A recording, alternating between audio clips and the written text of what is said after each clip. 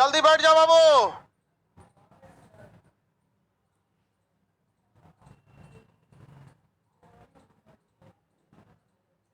सोचो हमें मोबाइलों में फोटोआ बदल काहे जाता है बार बार।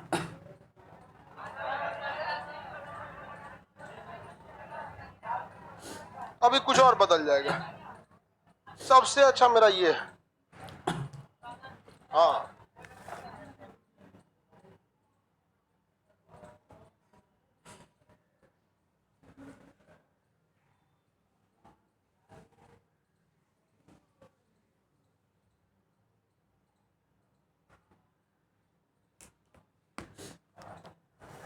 इससे पहले के क्लास में आपको प्रदूषण के बारे में ध्वनि प्रदूषण बता दिए थे।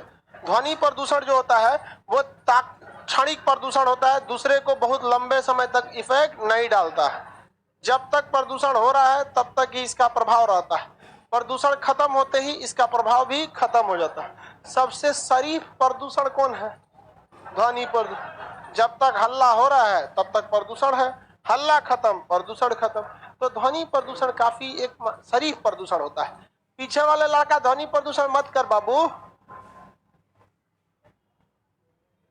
हल्ला करता है सब, मन अजीब हो जाने लगता है। सबसे अच्छा लाइव वाला है, कोई टेंशन नहीं, आराम से पढ़ेगा सब। हाँ अरे इन सब को पूरा को बुला लेंगे तो फिर दिक्कत हो जाएगा, फिर पटना भर जाएगा। हल्ला नहीं कर पाऊ। आज हमको मेरा दिमाग, आज तन को मेरा मूड नहीं है पढ़ाने का। आज रात भर हम सोबे नहीं किए हैं। एप्लीकेशन हैक हो गया था, रात भर उसको सही करते हुए सर्वर लाओ, ये लाओ, वो लाओ, और उसपे से तुम लोग हल्ला करेगा लोग। हमको राते से पीठ चढ़ल है, उतार देंगे किसी पे। क्योंकि आइंस्टीन ने कहा था ऊर्जा एक रूप से दूसरे रूप में तो अभी पूरा ऊर्जा भरल है हमें, उतार देंगे हम किसी के ऊपर, समझ जाइए। तो फिर पूरा हाई वोल्टेज के साथ। पता नहीं हैकर सबको क्या मिलता है। खान सर का एप्लीकेशन वह हैक करेगा। अरे यार खान सर का हैक कर लेगा सब, तो जो गरीब लड़का गांव में बैठा वो कैसे पढ़ेगा? पढ़ पाएगा? नहीं पढ़ पाएगा सर, नहीं। जाने तो भाई लोग को जाइए, सोच कौन सी नहीं है इसमें।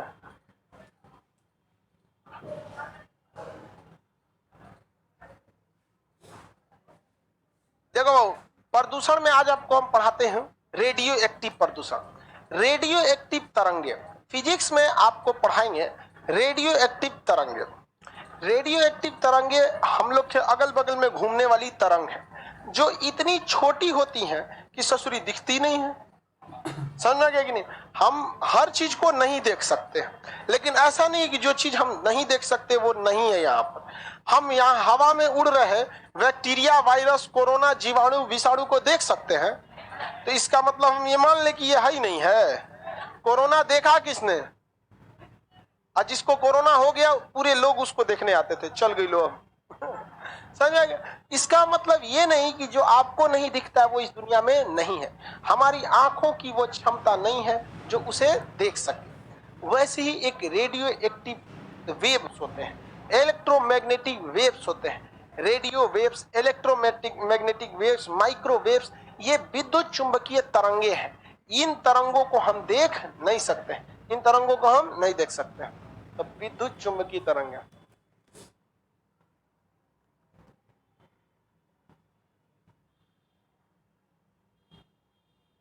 कौन सी तरंग बाबू? इन तरंगों को हम देख सकते हैं। हम देख नहीं सकते तो इसका मतलब क्या ये नहीं है? है, हम लोग के अगल बगल में ही है। हम लोग आज जहां जहां हवा है, आज वहां वहां क्या पहुंच चुका है? विद्युत चुंबकीय तरंगे। और ये तरंगे मेंटली प्रेशर डालते हैं। क्या करते हैं? मेंटली प्रेशर डालते हैं। मेंटल प्रेशर तंत्रिका तंत्र को डैमेज कर देते हैं।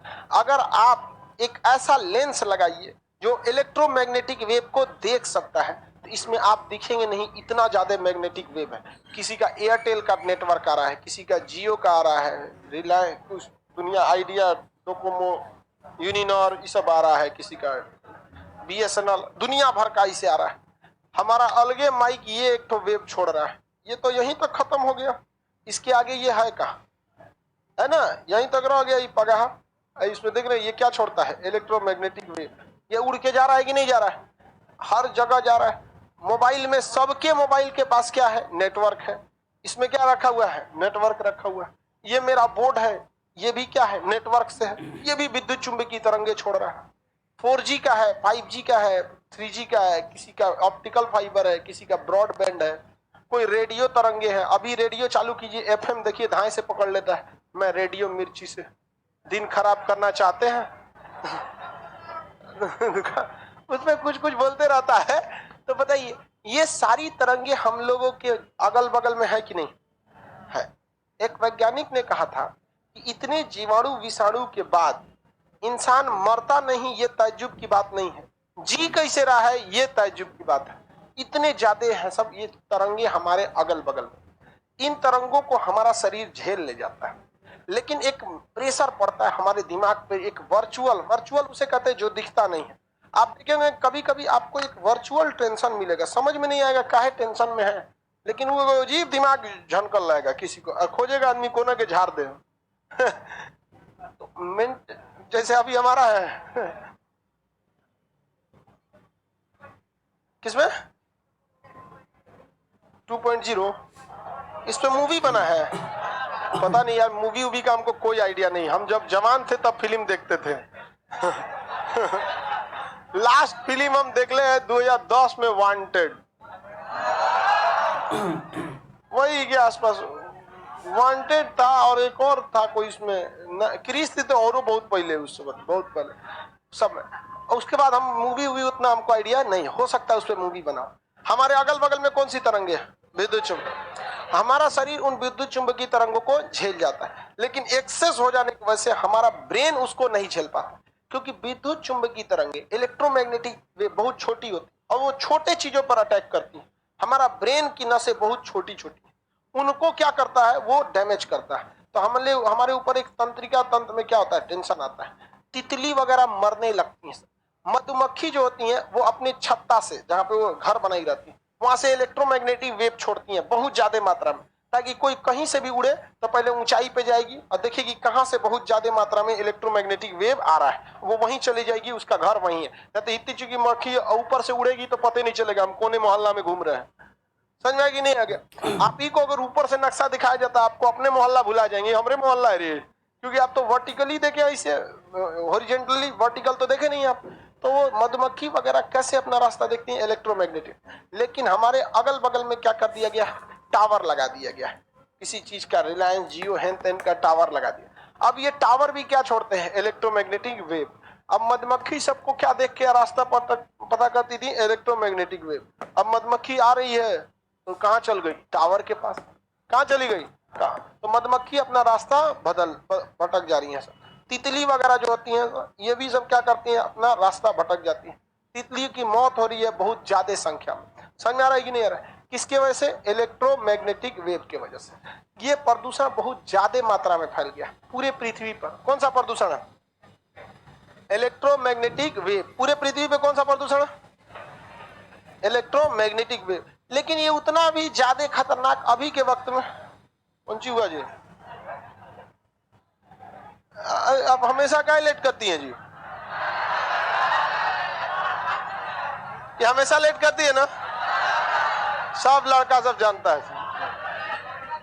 आज कौन जी का पूजा पाठ हो रहा है, कौन सी के, बजरंग बली। अरे भाई तू लोग कितना पूजा पाठ करेगा लोग। अब बैठा उनको पीछे सीट पे जा घस को, एक की ओर देखबे करती है, बगल में सीट है वो नहीं देखेगी।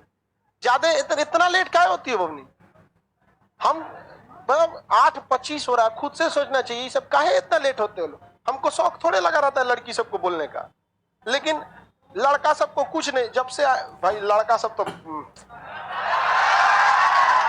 तुम लोग खुद इतना अच्छा है, पूजा पाठ की जरूरत ही नहीं तुम लोग। इतना ना पाप उप करेगा तब ना पूजा पाठ के जाएगा। अब से विष्णु है सब, बहुत सीधा है सब।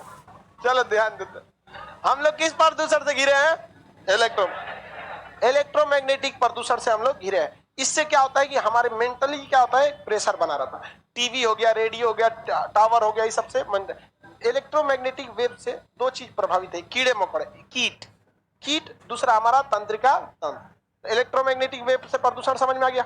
अब इसके बाद होता है विद्युत चुंबकीय प्रदूषण के बाद एक प्रदूषण होता है जैव प्रदूषण। कौन सा? जैव। खतरनाक प्रदूषण होता है जैविक प्रदूषण। कौन सा प्रदूषण? जैव। इसमें दिया है कि नहीं दिया जी? जैव प्रदूषण। अब ये जैव प्रदूषण क्या होता है, इसी में आपको दोनों प्रदूषण पढ़ना है, जैव प्लस रासायनिक प्रदूषण। जैव प्लस रासायनिक प्रदूषण। देखिए कुछ ऐसे खतरनाक जीवाणु छोड़ दीजिए कि लोगों की जान ले ले, जैसे कोरोना। कोरोना कैसा प्रदूषण है? जैव प्रदूषण। कोरोना कैसा है? जैव प्रदूषण। इबोला जैव प्रदूषण। चेचक जैव प्रदूषण। अभी चेचक की दवा बन गई है ना। चेचक की दवा किसने बनाया था? हाँ, एडवर्ड जेनर, एलेक्जेंडर फ्लेमिंग बोलता है वो, पेनिसिलिन थे वो, समझिए एडवर्ड। लेकिन अमेरिका के वक्त में इंग्लैंड ने क्या किया, इंग्लैंड की जेल में या हॉस्पिटल में जितने भी चेचक के मरीज थे, वो लोग जो चादर ओढ़े थे, उन चादर को उठा के लाया और कहाँ बंटवा दिया? इंग्लैंड में, अमेरिका में। अमेरिका की जो फौज थी बेचारा वही खूब खूबसूरत था, चादर वगैरह उसको ओढ़ के देख रही थी, oh my God so beautiful. 2 दिन बाद हो गया चेचक। और उसके जब चेचक अपने उफान पर आया, 3-4 दिन बाद चेचक अपना भयानक रूप ले लेता है। फिर आप खाना पीना भी नहीं खा पाते हैं, लड़ भी नहीं पाते हैं। इंग्लैंड ने क्या कर दिया? हमला कर दिया। और वहां एडवर्ड जेनर ने क्या बना चुका था? टीका। अपने से क्या किया था? टीका लगा लिया, कुछ हुआ नहीं। जैसे हम लोग कोरोना की क्या लगा लिए हैं? वैक्सीन। आप लोग को वैक्सीन जो लगा लिया उसको कोई टेंशन है नहीं वहां पर। अब तो वैक्सीनेशन बहुत ज्यादा हो चुका है। तो आगे समझते हैं। तो ये जैविक प्रदूषण बहुत ही खतरनाक होता है। एंथ्राक्स नाम का एक जीवाणु होता है, वो अगर किसी को लेटर में लिख के भेजिएगा ना, ऐसे खोलिएगा लेटर तो उसमें से निकलेगा, और जो सूंघेगा ना उसकी सांस की नली जाम कर देता है। एंथ्राक्स लेटर में क्या भर दीजिए? एंथ्राक्स। एंथ्राक्स दिखता ही नहीं। आप एक लेटर में कुछ कागज वगज भर दीजिए, ग्रीटिंग कार्ड कुछ लिख के, और पाउडर की तरह होता है एंथ्राक्स, एक ढक्कन उसमें पाउडर की तरह डाल दीजिए, खोलेगा इसे, हवा में उड़ेगा एंथ्राक्स। ऐसे किसका लेटर है ये? ओ माय गॉड, कौन भेजा यहाँ पर? हाय, चल गए काम से। कहाँ मिलेगा? अरे किसको भेजेगा रे तू? पूछ रहा कहाँ मिलेगा? भेजना किसको है? इसलिए किसी भी देखिएगा, किसी को भी अगर आप देखिएगा, मतलब जो बड़े बड़े लोग होते हैं उनका लेटर वो खुद नहीं पढ़ते हैं। एक बार ओबामा को चल गया था ऐसे ही लेटर, तो पहले से उनको सब पता रहता है, उनका खाना पीना सब पहले से चेक करके आता है। तो ये जैविक प्रदूषण होता है, बहुत खतरनाक हो सकता है ये।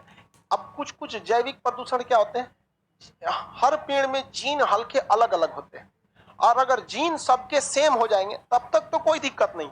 जैसे हम सब के क्रोमोजोम और जीन क्या है? अलग अलग, कोई दिक्कत नहीं, सबका अलग अलग। लेकिन कल्पना कीजिए सबका एक हो जाएगा, सपोज एक हो जाएगा, किसी कारणवश एक हो जाए, एक ऐसी दवा है जो क्या कर दे? एक कर दे, तब तक कोई दिक्कत नहीं। लेकिन अगर कोई ऐसी बीमारी आए जो उसी जीन को इफेक्टेड कर दे, सब लोग चल जाएंगे काम, सब लोग चले जाएंगे नहीं। तो हमारा जीन एक दूसरे से बहुत डिफरेंट है, इसलिए एक आदमी बीमार पड़ता है दूसरा नहीं पड़ता। एक आदमी को ठंड ज्यादा लगेगी, किसी को गर्मी ज्यादा लगेगी, कोनो को बात बात पर सर्दी हो जाता है, किसी का गला बच जाता है। अलग अलग टाइप की, जीन समान नहीं है। लेकिन अगर जीनीय एक रूपता आ जाए, जीन क्या हो जाए? एकदम होमोजीनस हो जाए, एक रूपता आ जाए, और अगर कोई बीमारी उसी जीन को इफेक्टेड कर दे, ऐसा तो बीमारी एक से एक है, सब सबको इफेक्ट करते हैं सब, अगर वो इफेक्ट कर दे तो क्या हो जाएगा? खत्म कहानी हो जाएगा, सारा का सारा क्या हो जाएगा? खत्म होगा। तो ये पेड़ पौधों में जीनीय एक रूपता काफी इजीली देखने को मिलती है। जीनीय एक रूपता मानव में देखने को मिलती है कि पेड़ पौधे में। स्पेन में एक बार आलू की खेती वहां बहुत ज्यादा हुई थी, फसलों में वहां जीनीय एक रूपता आ गई, फसल का जीन क्या हो गया? एक जैसा हो गया, और जीनीय एक रूपता के कारण पूरे फसल बर्बाद हो गए। लोग, लाखों लोग भूखमरी से मरे थे। उस समय जहाज वगैरह की इतनी फैसिलिटी नहीं थी, और अलग अलग, ताकि वहां से व्यापार करके आप मंगा सके। तो जीनीय एक रूपता भी एक कैसा प्रदूषण है? जैव प्रदूषण। एंथ्राक्स भी कैसा प्रदूषण है? जैव प्रदूषण। कोरोना भी एक तरह का कैसा प्रदूषण है? जैव प्रदूषण। तो ये जैव प्रदूषण बहुत ही खतरनाक होते हैं, और इसमें दिखते भी नहीं है। चेचक भी एक तरह का क्या है? जैव प्रदूषण। खजुआट भी जैव प्रदूषण में। देखिए कोनो खजुआ के बैठ जाएगा बगल में, आप लोगों को खजुआट दे देगा, देखते हैं कि नहीं देखते हैं? तो दिनाय वगैरह। रासायनिक प्रदूषण क्या होता है? देखिए कुछ इतने खतरनाक रसायन होते हैं जिसके कारण लोगों की जान चली जाती। मिथाइल आइसोसाइनाइड भोपाल गैस त्रजदी में लेके चला गया, तो वो परमाणु बम विस्फोट को अलग से देखेंगे, वो तो सबसे भयानक चीज है, उसका तो कोई वही नहीं है। तो भोपाल गैस त्रस्ती एक रसायन के कारण होने वाला प्रदूषण था। वो कैसा प्रदूषण? रासायनिक परिवर्तन। एक गैस आती है जिसका नाम है सेरीन गैस। क्या कहते हैं? Serine gas. सेरीन गैस कौन सा गैस है वो? Serine gas. सेरीन गैस को गरीबों का परमाणु बम कहा जाता है। मार दीजिएगा ना तो इसको बनाने में बहुत तामझाम नहीं जाता है सेरीन गैस। अब मारिएगा तो उतना ही जान लेगा जितना परमाणु बम लेता है। परमाणु बम होलसेल में जान लेता है, लेकिन परमाणु बम तो सोचा कुछ ज्यादा ही ले लेता है, अभी आगे पढ़ेंगे। लेकिन गरीबों का परमाणु बम किसे कहते हैं?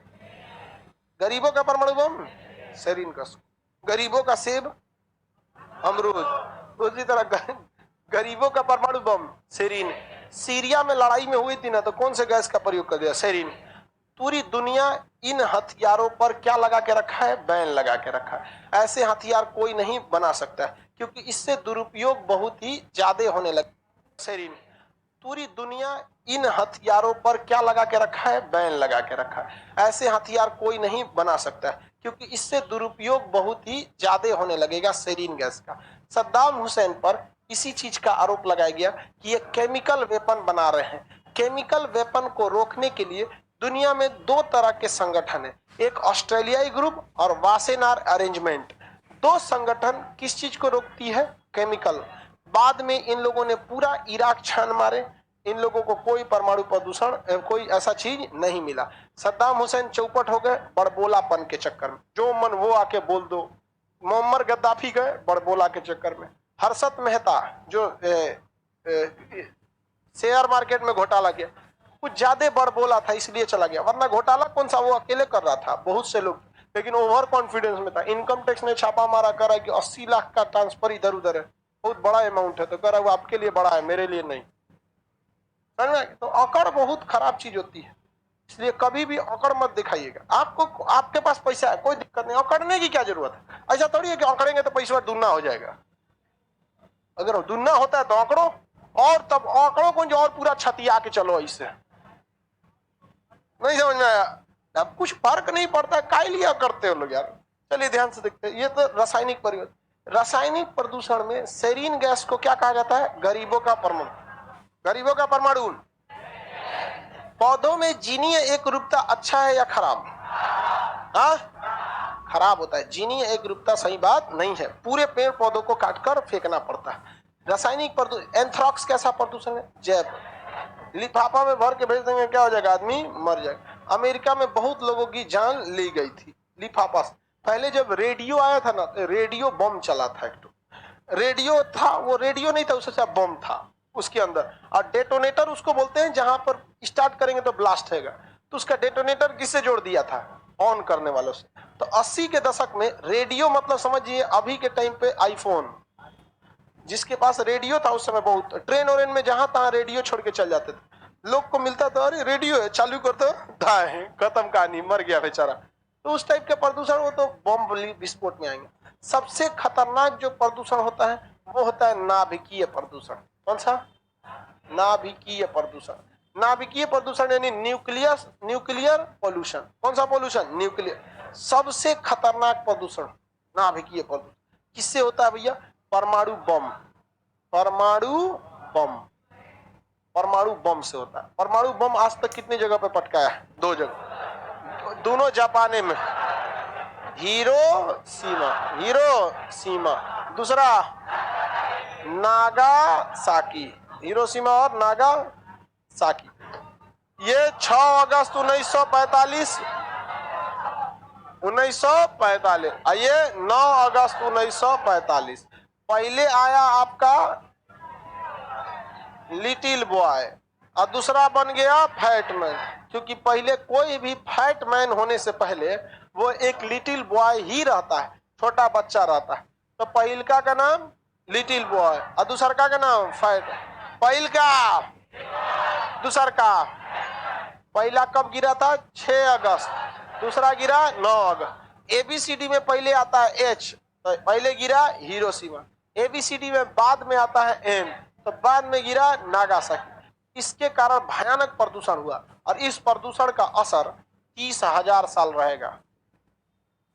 कितना साल रहेगा? 30,000 साल। कितना साल? 30,000 साल। ये जो प्रदूषण होता है, परमाणु बम से बहुत लॉस नहीं होता। अगर पटना में परमाणु बम पटकाएगा तो पूरे पटना के लोग भी परमाणु बम से नहीं मरेंगे, मरना चालू होंगे 3-4 दिन के बाद। 30% पटना बस खत्म होगा, पूरा नहीं मारेंगे यहाँ पे ना, तो ये 2-4 किलोमीटर का एरिया खत्म होगा पहला दिन। बस मौत का तांडव चालू होगा 3-4 दिन बाद। क्योंकि परमाणु बम क्या है? प्रदूषण है। वो हवाओं में पूरा घूम जाता है और हवा धूल कण क्या हो जाती है? प्रदूषित, और वो ले लेती है इलेक्ट्रोमैग्नेटिक का रूप। आप ऐसे सूंघेंगे, सीधे उसमें से अल्फा बीटा गामा ये है, और ये सीधे जाके आपके गले में जो है ना, ये थ्रोट, या यहाँ पर कौन सी ग्रंथि होती है? थायराइड, इसी को इफेक्ट करेगा। यही सड़ना चालू हो जाएगा, 1 हफ्ता में आपकी क्या हो जाएगी? मौत हो जाएगी। इसलिए जब कभी भी इस परमाणु प्रदूषण होता है, पोटेशियम आयोडाइड की गोली खाना चाहिए। क्या खाना चाहिए? पोटेशियम आयोडाइड की गोली। तो जब कभी भी भारत में परमाणु बम पटकाएगा, आप लोग क्या खा लीजिएगा? पोटेशियम आयोडाइड की गोली खा लीजिएगा। समझ में आ गया कि नहीं आ गया? अभी कहीं पटकाने वाला नहीं है, लेकिन कई ऐसे जगह होते हैं जहां परमाणु बम रखा गया होता है। नहीं तो परमाणु विस्फोट कराया जाता है बिजली बनाने के लिए। परमाणु बम जो है वो भी क्या है? परमाणु बम कंट्रोल के बाहर होता है, और परमाणु बिजली घर में भी परमाणु विस्फोट कराया जाता है, बट वो कंट्रोल में कराया जाता है। जैसे किसी भी इंजन में, जैसे ट्रक के इंजन में जितना आग लगता है ना, बाहर लगा दिया जाएगा, आदमी मर जाएगा उसमें।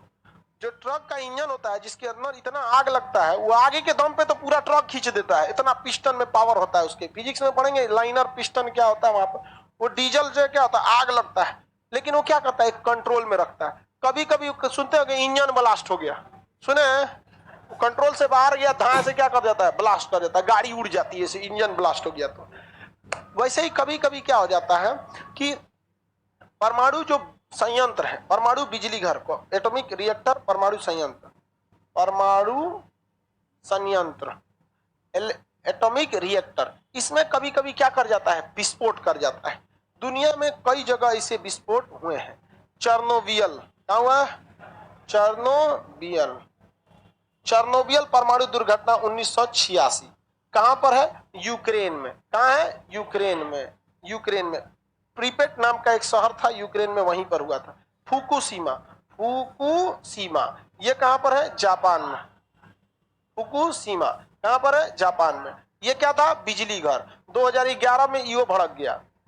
देखिए जापान ससुरा करमफोर है, 2 परमाणु बम पटकवा लिया, एगो अपने भड़का लिया पूरा चौपट कर लिया वहां पर।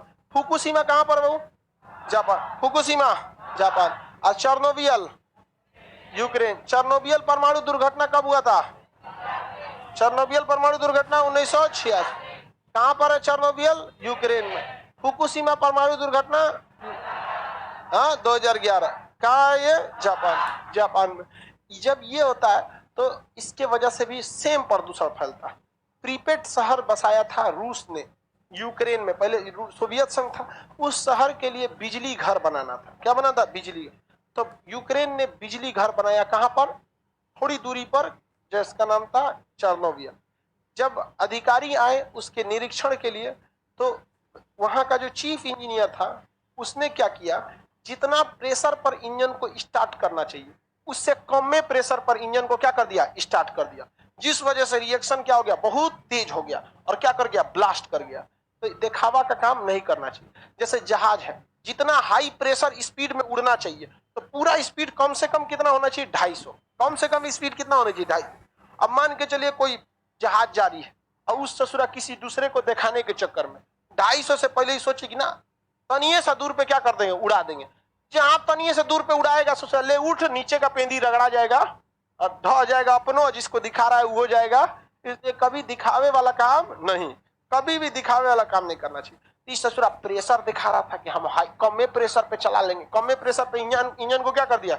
स्टार्ट कर दिया। अब वो रिएक्शन तेज हो गया, ब्लास्ट कर गया।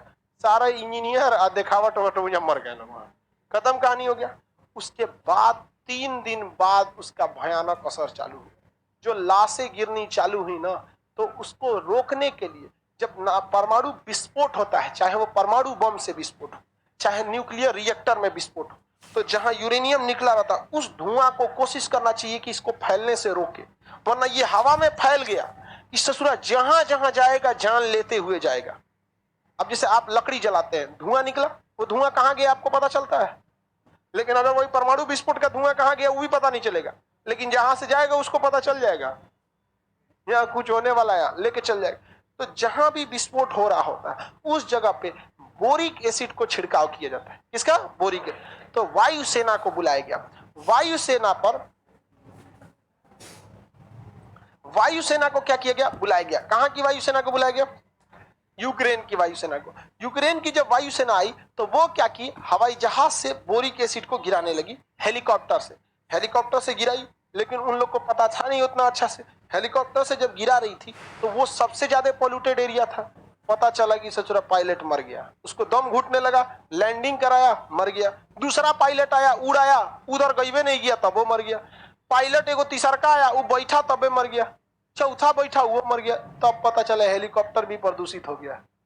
आदमी की तरह हेलीकॉप्टर को दफनाया गया था। जो पत्रकार गए थे फोटो खींचने के लिए, देखिए मैं जहरीली पत्रकार धाए से वो चल गया, और उसका कैमरा भी जो पकड़ा वो भी चल गया। इतना खतरनाक प्रदूषण होता है परमाणु प्रदूषण, जिसका कोई हद नहीं होता। प्रीपेट शहर जिसे इतना खूबसूरत बसाया था रूस सोवियत संघ ने, और उसी शहर के लिए कौन सी बिजली घर थी? चर्नोबिल। प्रीपेट शहर पूरी तरह से खाली हो गया। आज भी प्रीपेट शहर खाली है, उसे भूतिया शहर कहा जाता है। भूत रहता है, मतलब भूत रहने का मतलब कोई रहेगा नहीं तो ऐसे ही भूत हो जाएगा, मतलब अजीब टाइप का, खंडहर टाइप का लगने लगेगा। चर्नोबिल, छोटी सी घटना, क्या जरूरत है तुमको बहा बही करने की? भड़का दिया वहां पर और मर गया वो भी यहाँ पर। दिखाने वाली चीजें आजकल लोगों के अंदर इतना शो ऑफ हो गया है जिसका कोई हद नहीं हो गया, एकदम शो ऑफ। देखते हैं कई आदमी को ना, फोर व्हीलर से आएगा ना तो चबिया उंगलियां में से घुमाएगा, मैं देख हमारे पास फोर व्हीलर है। अरे छोटा कहीं का फोर व्हीलर है, तू हेलीकॉप्टर खरीद लेगा तो तू तो देखो हेलीकॉप्टर का डमी बना के खोपड़िया पे घूमेगा। इससे आए थे हम। देखिए यहाँ पर अजीब लोग होते हैं, दिखावा नहीं करना चाहिए। और दिखावा के चक्कर में कौन चल गया? चर्नोबिल। अब फुकुशिमा में तो विस्फोट हो गया, क्योंकि 2011 में जापान में एक सुनामी आया था। सुनामी, और फुकुशिमा परमाणु संयंत्र में बिजली बन रही थी, परमाणु रिएक्टर में ब्लास्ट कर रहा था, और उसे रोका जाता है। केमिस्ट्री में पढ़ाएंगे कैसे रोका जाता है। और उसी बीच क्या आ गया? सुनामी, और न्यूक्लियर रिएक्टर में को हिला दिया, परमाणु बम घुसी आ गया। हमको हिलाता है तुम, जा। भड़क जाते हैं, सोचा भड़क गया आपने। बहुत शंकर जी है वो। परमाणु बम जो है वो एकदम समझिए शंकर जी है। जब तक भोला है, भोला है, जिस दिन मूड में आएंगे खत्म कहानी, एकदम समझिए। अरे गणेश जी का गटैया हुए ना काटे थे। अपने बेटा का गटई कौन काटे थे? वही काटे। बाद में जब चार को बात सुनाई पार्वती जी, मन ठंडा गया। नहीं भगवान हो लो तू अपने लिए। पत्नी के आगे तू मुड़ी चाहिए तो हमारा दूसर अब एकदम। अरे वो आदमी का सर जोड़ते शंकर जी, लेकिन पार्वती जी एकदम झगड़ा पे तुल गई, हमरा अब्बे चाहिए लड़का का सर, जगह हाथी का जोड़ दिया ले। तो परमाणु बम जो है एकदम कैसा है? शंकर जी की तरह। जब तक आपके कंट्रोल में है तब तक तो ठीक है, आपके बहुत उपयोग के लिए है। जिस दिन ये कंट्रोल के बाहर गया वो अपना तीसरी आंख खोलेगा, फिर कुछ नहीं बचने वाला है। जापान को इतना भयानक कांड हुआ कि जापान कसम खा लिया। पहले बचपन में आदमी ऐसे कसम खाता था। कसम खाई तो ऐसे। तो जापान ने कसम खा लिया कि 2050 तक वो अपने सारे परमाणु बिजली घर को बंद कर देगा। भैया जिंदा रहेगा तो बहुते परमाणु बम वहां बिजली बनेगा। तो वो अपने सारे परमाणु बिजली घर को निकाल रहा है, और भारत जो है ऐसा अभी और परमाणु बिजली घर लगा रहा है, क्योंकि भारत का ट्रैक रिकॉर्ड अच्छा रहा है। हमारे यहाँ लोग जल्दी हड़बड़ाही नहीं करते, हम लोग के यहाँ लोग बहुत ज्यादा हड़बड़ाही नहीं करते हैं, समझ में। लेकिन जिस दिन देखिए परमाणु संयंत्र में एक गलती बहुत भारी पड़ जाएगी, तो जहां परमाणु विस्फोट करता है वहां उसे कहते हैं नाभिकीय आपतन। क्या कहेंगे? नाभिकीय आपतन। नाभिकीय आपतन, जो परमाणु बम का धुआं होता है जब विस्फोट में, अब फोटो देखेंगे तो ऐसे धुआं दिखाता है, उसे क्या कहते हैं? नाभिकीय आपतन, फॉल आउट ना, न्यूक्लियर फॉल आउट, नाभिकीय आपतन। ये बहुत खतरनाक होता है, हवा में फैलेगा। आप मत देखिए वो फैलेगा, वो हवा में उड़ गया, पूरा देश का देश साफ कर देगा। वहां पर हवा चल गया दूसरे ओर, बहुत खतरनाक होता है परमाणु बम से। बाई द वे मान के चलिए पाकिस्तान अमृतसर पे मार दे तो वहां का एरिया डैमेज होगा। उसके बाद क्या निकलेगा? नाभिकीय आपतन। क्या निकलेगा? नाभिकीय। हवा चल गया लाहौर की ओर बढ़ जाएगा जो सब यहाँ पे भारत को कुछ नहीं होगा। ये बहुत खतरनाक चीज है, इसीलिए हम इसको क्या कहते हैं? शंकर जी। शंकर जी का कोनो ठीक है, किधर जाएंगे? वैसे ही किधरों मार देंगे, चल जाएगा, हवा लेके चल जाएगा उसको। बहुत खतरनाक होता है। तो नाभिकीय आपतन को क्या करना चाहिए? रोको भाई, इसको क्या करो? रोको। तो इसको रोकने के लिए किस चीज की जरूरत पड़ती है? Boric acid. किसकी? बोरिक। कैडमियम बोलता है भड़कने से पहले रोकना है, कैडमियम या बोरान की छड़। कौन सी एसिड चाहिए? Boric acid. किस चीज? कौन सी एसिड? Boric acid. भारत परमाणु परीक्षण करने वाला था तो अमेरिका ने कहा कि देख देख देख देख कि बोरिक एसिड ये खरीदना नहीं चाहिए, क्योंकि अगर परमाणु परीक्षण करेगा तो उसके ऊपर क्या डालेगा? Boric acid. अब बोरिक एसिड डालेगा तभी ना परमाणु बम का आपतन रोकेगा, नहीं तो परमाणु परीक्षण करेगा अपने चौपट कर लेगा। भारत ने कहा ले भाई, तो भारत के ऊपर क्या लग गया? बोरिक एसिड का बैन लग। तो बोरिक एसिड का सब्स्टिट्यूट होता है प्याज। क्या होता है? प्याज। भारत सरकार 5 ट्रक प्याज, परमाणु बम का जब परीक्षण की ना, तो वहां अगल बगल में कितना प्याज, पूरा ट्रक के ट्रक प्याज कूच के भरवा दी। बोरिक एसिड जब नहीं रहे तो उसका दूसरा सब्स्टिट्यूट क्या होता है? जब भारत में परमाणु परीक्षण हुआ था ना, राजस्थान से प्याज खत्म हो गया था, पूरा गायब कर दिया था प्याज, क्योंकि अमेरिका दिमाग लगाया था ना। सीबीएसई बोर्ड वाला वो कह रहा है कि बोरिक एसिड ड्रामे नहीं करेगा, तुम परीक्षण करोगे नहीं, क्योंकि तुम्ही को घाटा लग जाएगा। भारत का कोई बात नहीं, यहाँ पे प्याज का तो हिंदी मीडियम छोड़ दिया वहां पे देसी दवाई करके रख दिया वहां पे। तो परमाणु बम के फॉल आउट को, नाभिकीय आपतन को रोकने के लिए कौन सा एसिड? बोरिक। और खुद को बचने के लिए पोटेशियम आयोडाइड। खुद को बचने के लिए तो जिस जिस जगहों पर परमाणु रिएक्टर रहता है वहां मेडिकल स्टोर पर इजीली अवेलेबल मिल जाता है पोटेशियम आयोडाइड। जहां नहीं रहता है वहां पोटेशियम, अब पटना में खोजिए ना पोटेशियम आयोडाइड, नहीं मिलेगा। पूजा काय लिए रखेंगे तुमको? बिकेगा ही नहीं। यहाँ बिकेगा? वो नहीं बिके भाई। जिस चीज की डिमांड है वही चीज यहाँ बिकेगा। यहाँ पर आपको ऐसा, अब जैसे जापान के लोग ऐसे टोपी पहनते हैं, वियतनाम के लोग, पटना में बेचे, बिकेगा नहीं। हम लोग के यहाँ ये वाला बिकता है, उसके ऊपर लिखा रहता है बॉय। समझ में आ गया कि नहीं आएंगे? हमें तो खुद बचने के लिए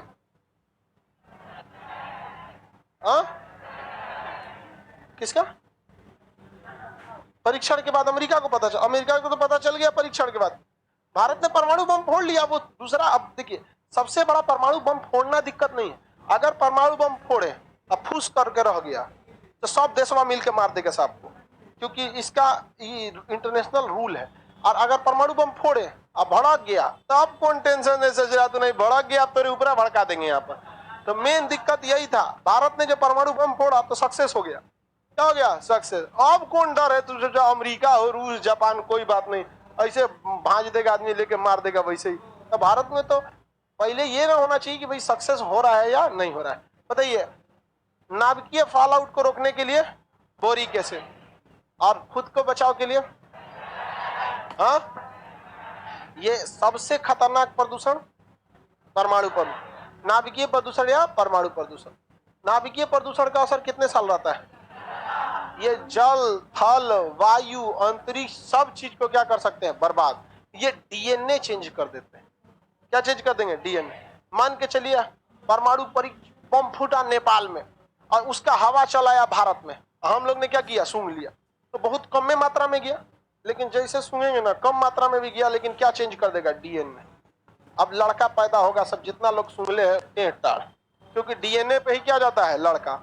और ओकर लड़का टेढ़ टाढ़ कितना साल तक होगा सर? 30,000 साल तक। बहुत खतरनाक है ये परमाणु बम। यही पृथ्वी का क्या करेगा? नाश करेगा। शास्त्रों में जो लिखा है ना कि एक समय आएगा पृथ्वी पर प्रलय आएगा, कुछ नहीं आएगा, यही आएगा। परमाणु परीक्षण मार देगा सही, धाए धाए कोनो कोनो को मारना चालू करेगा, तो अब क्या आ जाएगा? परमाणु बम पृथ्वी पे क्या आ जाएगा? प्रलय, खत्म हो जाएगा पृथ्वी। हो गया आपका प्रदूषण खत्म। नाइट्रोजन बम केमिस्ट्री में पढ़ना है, हाइड्रोजन बम केमिस्ट्री में पढ़ना है, ये बायोलॉजी है। जापान में जिस जगह पर ये फटा था ना, उस जगह पे आज भी लोग विकलांग पैदा होते हैं, टेढ़ टाढ़ पैदा होते हैं, और उन लोग की जिंदगी बड़ी लंबा हो गया है। 100 साल एवरेज जीता है ऐसे जापान वाला। आपका ये चैप्टर खत्म, प्रदूषण। कोई सवाल है तो बोलिए। अभी हाल फिलहाल में प्रकाश को भी प्रदूषण में शामिल कर दिया गया है। किसे? प्रकाश। प्रकाश को किसमें रख दिया है? प्रदूषण। बहुत हाई मात्रा का प्रकाश क्या हो जाता है? प्रदूषण होता है, वो आपको नुकसान करने लगेगा। मेरे ऊपर ये जो लाइट है, इसको देखने के बाद 2 मिनट तक आँखें काम नहीं करता है। ये बहुत हाई मात्रा में, तो भाई इसका काम भी तो है, सीधे देखते हैं कौआ से कबूतर बना देता है। ये बहुत काम लायक चीज है लाइट। तो ज्यादा मात्रा में प्रकाश भी क्या करता है? प्रदूषण का काम करता है। ये ज्यादा मात्रा में होगा तो छोटे जीव जंतुओं को नुकसान करने लगता है, लेकिन उतना खतरनाक नहीं। सबसे खतरनाक कौन है? यहाँ भी किया प्रदूषण। हो गया आपका खत्म चैप्टर। हो गया कि नहीं हो गया जी? चेरनोबिल वगैरह बता दिए थे, जापान वगैरह में फुकुशिमा में दुर्घटना हुआ था। बोलिए बाबू, कोई क्वेश्चन है तो बोलिए। अभी क्या बोल रहा था सर? उर्दू में कौन कमेंट कर रहा है ये? सर पाकिस्तान धमकी देते रहता है परमाणु बम मारने का। अरे यार उसको छोड़ना है।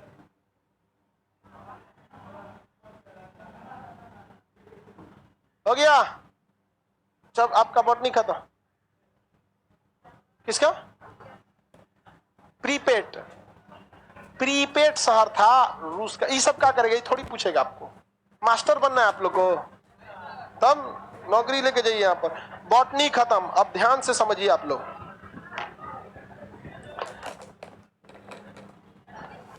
सुनिए ध्यान से।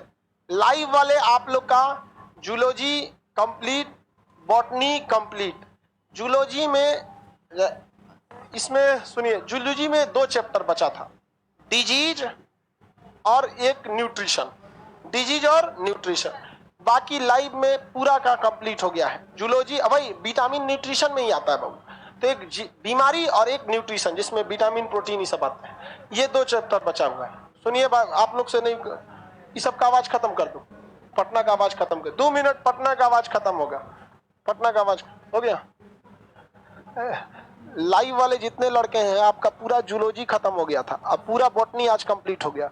जूलॉजी में बस 2 चैप्टर बचा है आपका, मानव रोग और एक न्यूट्रिशन, जिसमें विटामिन प्रोटीन को पढ़ना है। तो हम लोग कल से उसको पढ़ना चालू करेंगे। हाँ वही प्लांट किंगडम वगैरह भी। तो जो भी बचा हुआ है हम लोग,